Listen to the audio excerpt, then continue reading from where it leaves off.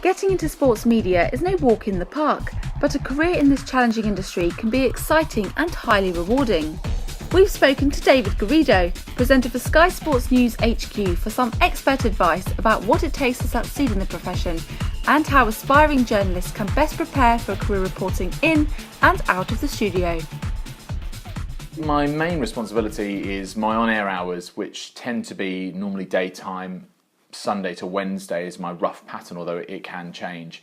And I'll normally get in around 8, half 7, 8 o'clock, and I sort of read in pretty much from the moment that I'm at work, but I also listen to things on the way in, and then I have a planning meeting, and then I prep all the different stories and agendas that we have on Sky Sports News HQ, any live sport I need to be aware of, and then going on air, and that's really, you know, I suppose the best bit, the fun bit, and that's what I enjoy the most, that sort of thrill of live broadcasting where anything can happen. You can have any kind of guests from all sorts of sports, and my job is to sort of keep doing that smoothly and adroitly, but also making sure that when it comes to journalism, we are chasing up all those lines and reflecting them and developing the stories.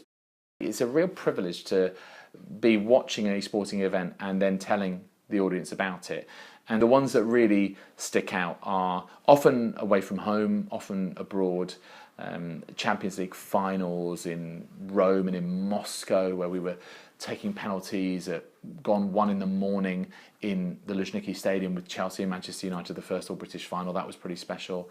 I would say also the Ashes of 2005, which was one of the best series ever played between England and Australia, covering Formula One abroad in Australia, in Monaco, in Monza, all sorts of things. It's really hard to pick one, but I've been incredibly lucky to have covered all those events and to have kept a little memento of all of them.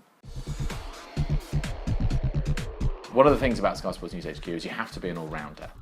You do preparation both at work and away from work, and I do a lot of my preparation at home and, you know, in a nearby cafe, and it's important to just keep abreast of everything as you go, even when you're sort of away from the studio. So I check my apps, and I also listen to the radio and keep across all the main sources that I respect, that are authoritative, that are generally on the ball with these things. And that includes things that are away from Sky, the BBC, Talk Sport, websites, etc. But it's not a chore, it's a real pleasure. I'm really interested in sport. It's a real passion of mine, and I think, you know, it's one of the greatest privileges to be able to broadcast and convey the information about something that you absolutely love. And so it's not really that much of a hassle to do those things. And I think that the key thing is being organised with it and making sure that, you know, you're always able to check on the big stories as and when they happen, so that when you're back on air, you know what's been going on. You know, even when you're on holiday, you know, I'm guilty of it. I can't truly unplug, unfortunately. I always have to go on a website or check my mobile and see what's going on. And it's a 24/7 thing these days, sports. So, but as I say, it's a real pleasure to do it.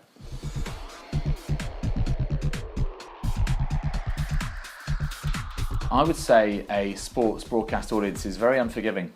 You have to be spot on. You have to be very, very accurate. It's another important trait, I think, is attention to detail, and, you know, the old adage of check and double check and triple check, because if you get something even slightly wrong, then the audience will see through it, and it will undermine your credibility and, you know, your trustworthiness, I suppose.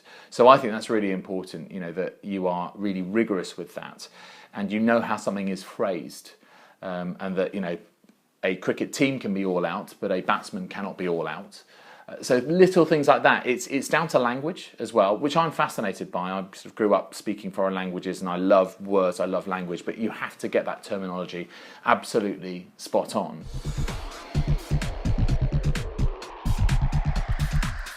I think, especially in broadcasts, the ability to remain calm, because in breaking news, in that sort of environment, everything can be going on around you. You can be getting a lot in your ear from the gallery, but you're the front line, and you still have to deliver that smoothly, competently, confidently, calmly. And I think in order to do that, you've just got to make sure you're just taking a breath and doing it at your own pace. The audience will follow you. So I understand, obviously, when you're on TV and there's all sorts of things going on. You can be panicked and you can rush things. But actually, it's that composure that sets apart the great broadcasters from just the good ones.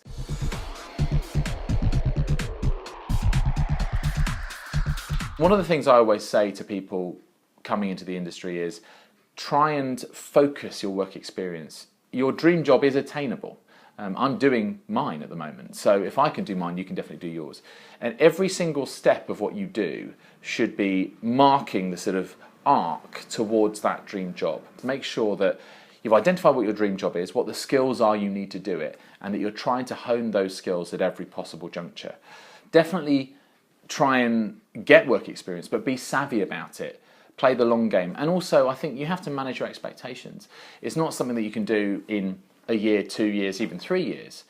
When I joined Sky Sports News HQ, I was 12 years into my career, and I spent a long time in radio and doing other things. So just be patient, but if you play the savvy game, you play the long game, you've got a great chance of making it, compared to if you just are scrabbling around and maybe a bit impatient with it all.